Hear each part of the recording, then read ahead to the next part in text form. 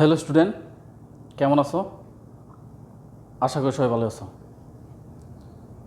আজ আমি তোমাদের রসায়ন ষষ্ঠ অধ্যায় মৌলের ধারণা ও রাসায়নিক গণনা অধ্যায়ের কীভাবে শতকরা সংযুতি থেকে আণবিক সংকেত নির্ণয় করতে হয় তা নিয়ে আলোচনা করব। তার মানে আণবিক সংকেত কি? মৌলসমূহের প্রকৃত সংখ্যা প্রকাশ করে। আর আণবিক সংকেত কি? স্থূল সংকেতের n গুণ। আণবিক সংকেত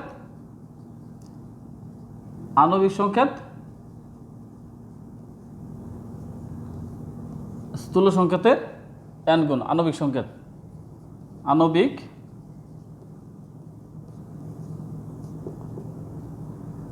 সংকেত কি? অর্থাৎ স্থূল সংকেতের n গুণ। তে শতকরা সংযুক্তি দেওয়া থাকলে তার মানে প্রথমে কি নির্ণয় করতে হবে? স্থূল সংকেত নির্ণয় করতে হবে। আর স্থূল সংকেত নির্ণয় করার পর তারপর কি করতে হবে? আণবিক সংকেত নির্ণয় করতে হবে। তার মানে এই স্থূল সংকেত কি? আণবিক সংকেত কি? স্থূল সংকেতের n গুণ। তে আমি যখন স্থূল সংকেতের গাণিতিক সমস্যা নিয়ে আলোচনা করছিলাম তখন বলেছিলাম যে শতকরা সংযুক্তিগুলা যে দেওয়া আছে, যেমন 1 নম্বর অঙ্কে যে দেওয়া আছে কার্বন 92.3%, হাইড্রোজেন এত পার্সেন্ট, 7.7%। তে এই কার্বন এত পার্সেন্ট, 92 সামথিং, হাইড্রোজেন এত পার্সেন্ট, হাইড্রোজেন 7.7%। তো এই দুটো সমষ্টি কত? 100%। তার মানে এই দুটো যোগ করলে কী হবে? 100 হবে। তার মানে এই জায়গায় কি অন্য কোনো মৌল বিদ্যমান নেই। যেহেতু এই দুটো সমষ্টি 100%, তার মানে এই জায়গায় কি অন্য কোনো মৌল বিদ্যমান নেই। পরে আগের মতোই মৌলসমূহের শতকরা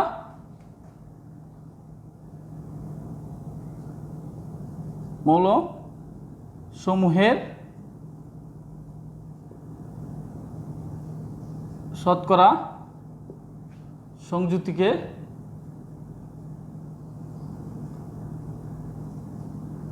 সংযুতিকে নিজ নিজ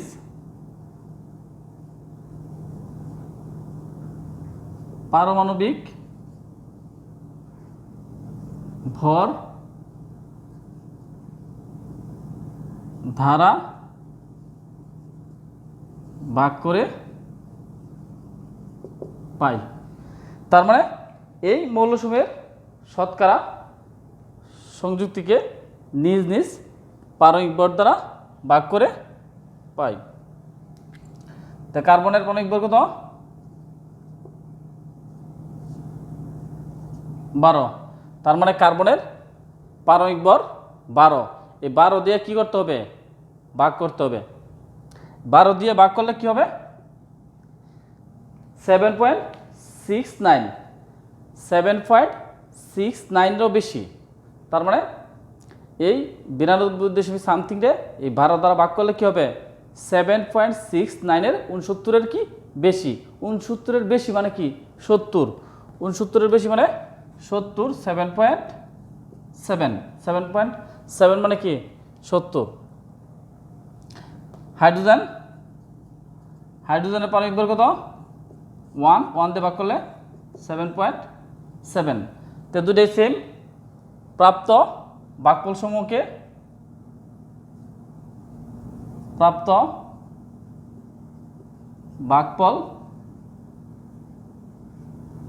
সমূহকে 7.7 দ্বারা ভাগ করে পাই। তার মানে প্রাপ্ত ভাগফল সমূহকে 7.7 দ্বারা ভাগ করে পাই 7 কত? 1। হাইড্রোজেন কত? 1। তে তার মানে দুটোই পূর্ণ সংখ্যা, হাইড্রোজেনের 1, কার্বনের কত 1। সুতরাং স্থূল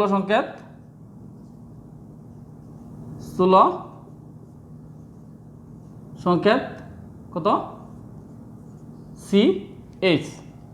তার মানে স্থূল সংকেত কত CH। তার মানে আমরা জানি কি এই আণবিক সংকেত কি স্থূল সংকেতের n গুণ। তার মানে শতকরা সংযুক্তি দেওয়া থাকলে প্রথমে কি করতে হবে স্থূল সংকেত নির্ণয় করতে হবে, আর স্থূল সংকেত নির্ণয় করলেই আমরা আণবিক সংকেত নির্ণয় করতে হবে। তাহলে কি আমাদের আণবিক ভর জানা থাকতে হবে। আণবিক ভর কি প্রশ্নেই দেওয়া আছে, আণবিক ভর কত যে যৌগ নির্ণয় করতে দিই CH তার আণবিক ভর দেওয়া আছে কত 78।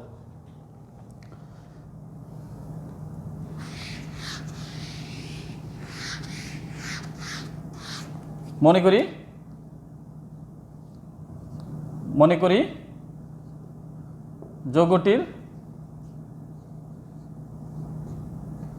যৌগটির আণবিক সংকেত কত C কত গুণ।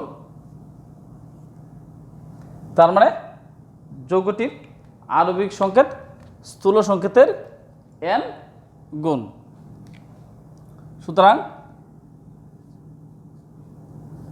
n কত আণবিক ভর কত, এই জায়গায় অবশ্যই কি হবে আণবিক ভর। আণবিক ভর কত দেওয়া আছে প্রশ্নে 78। কার্বনের পারমাণবিক ভর কত 12, পরমাণু সংখ্যা 1। হাইড্রোজেনের পারমাণবিক ভর 1, পরমাণু সংখ্যা 1। n 78 কত 13, n 78 বাই n সমান 78 বাই 13 সমান 6 সমান কত 6। তার মানে n এর মান কত পাইলাম 6। n এর মান কত 6। তে আণবিক সংকেত যৌগটির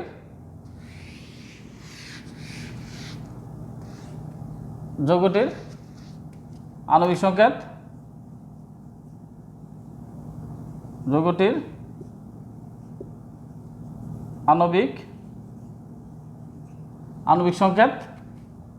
CH n এর মান কত CHN এর মান কত 6। তার মানে C6H6 বেনজিন।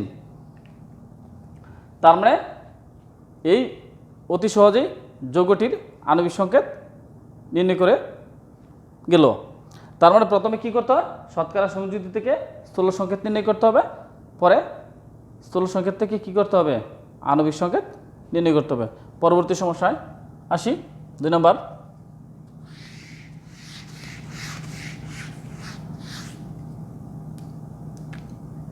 সমস্যা দেওয়া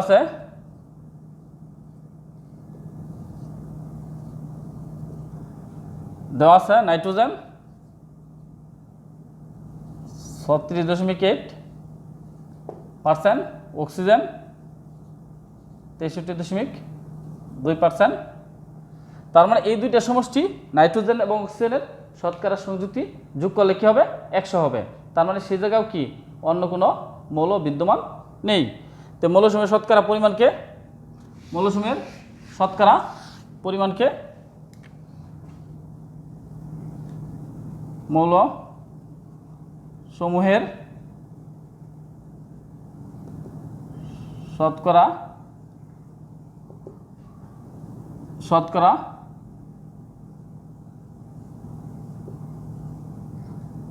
সংযুক্তিকে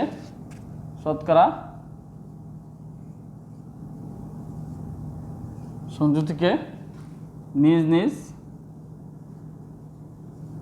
নিজ পারমাণবিক ভর দ্বারা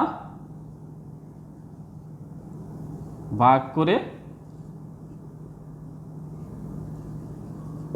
পাই। তার মানে মৌলসমূহের শতকরা সংযুক্তিকে নিজ নিজ পারমাণবিক ভর দ্বারা ভাগ করে পাই। নাইট্রোজেন 36.8, পারমাণবিক ভর কত নাইট্রোজেনের 14, তারপরে 2.8 2 তার মানে 2.62 এর কি বেশি হয় 2.62 এর বেশি তার মানে কত 2.63 2.63 নাইট্রোজেন অক্সিজেন 632 অক্সিজেন কত 16 অক্সিজেন কত অক্সিজেন 16 ভাগ করলে কত হবে 3.95 3.95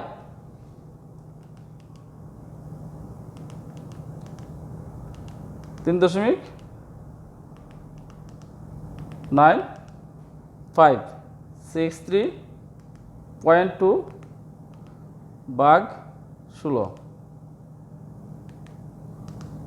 তার মানে 3.95 প্রাপ্ত ভাগফল সমূহকে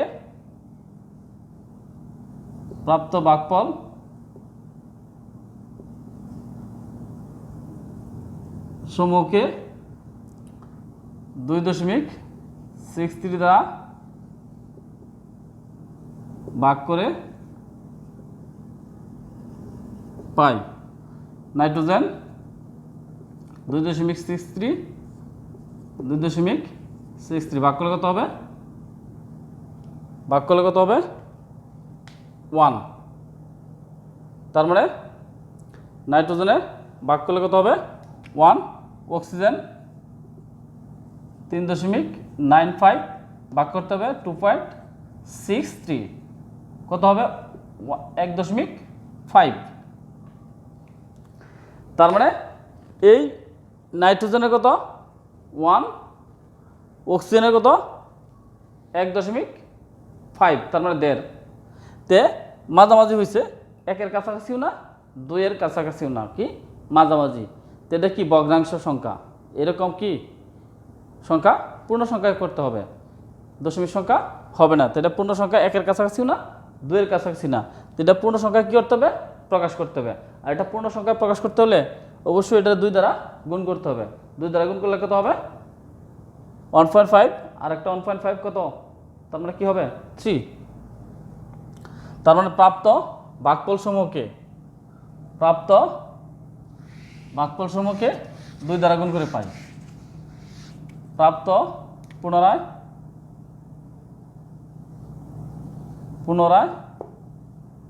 প্রাপ্ত ভাগফল সমূহকে 2 দ্বারা গুণ করে পাই নাইট্রোজেন 1 রে 2 দিয়ে গুণ করলে কত 2 অক্সিজেন 1.5 এটা 2 দিয়ে গুণ করলে কত 3 তার মানে নাইট্রোজেনের 1 রে 2 দিয়ে গুণ করলে 2 আর অক্সিজেনের কত 1.5 2 দিয়ে গুণ করলে কত 3 তো স্থূল সংকেত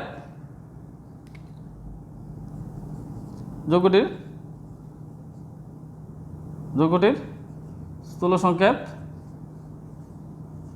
নাইট্রোজেন কত 2 অক্সিজেন কত 3 তার মানে এটি কি যৌগটির স্থূল সংকেত তাই আণবিক সংকেত স্থূল সংকেত নির্ণয় করার পরে কি নির্ণয় করা যায় আণবিক সংকেত মনে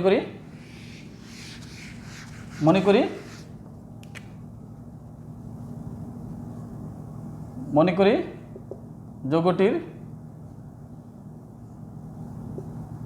যৌগটির আণবিক সংকেত N2O3 স্থূল সংকেতের n গুণ সুতরাং N2O3 কত n এ জায়গায় কি হবে আণবিক ভর তো এই দ্বিতীয় প্রশ্নে দেওয়া আছে বাষ্প ঘনত্ব আমরা জানি কি এই আণবিক ভর কি আণবিক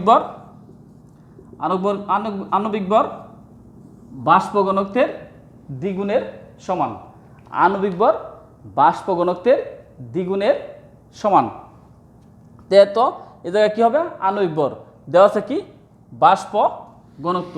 আমরা জানি কি আণবিক ভর বাষ্প ঘনত্বের দ্বিগুণের সমান। তো দ্বিগুণের সমান 2 গুণ কত 38, তার মানে আণবিক ভর বাষ্প ঘনত্বের দ্বিগুণের সমান। নাইট্রোজেনের পারমাণবিক ভর কত 14, কয়টা 2টা। অক্সিজেনের পারমাণবিক ভর 16, কয়টা পরমাণু সংখ্যা 3টা।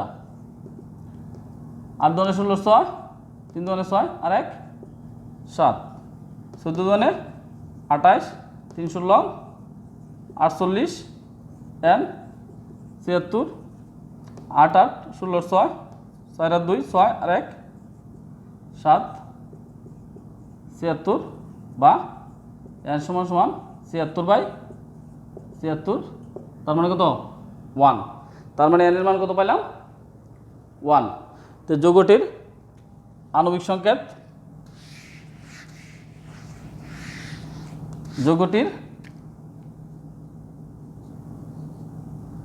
যৌগটির আণবিক সংকেত কত N2O3 এন এর মান কত 1, তার মানে কত N2O3। তার মানে 1 দিয়ে গুণ করলে কী হবে না, মানের কোনো পরিবর্তন হবে না, N2O3। তার মানে এই যৌগটির স্থূল সংকেত এবং আণবিক সংকেত সেম, একই। তার মানে এই যৌগটির স্থূল সংকেত আণবিক সংকেত সেম।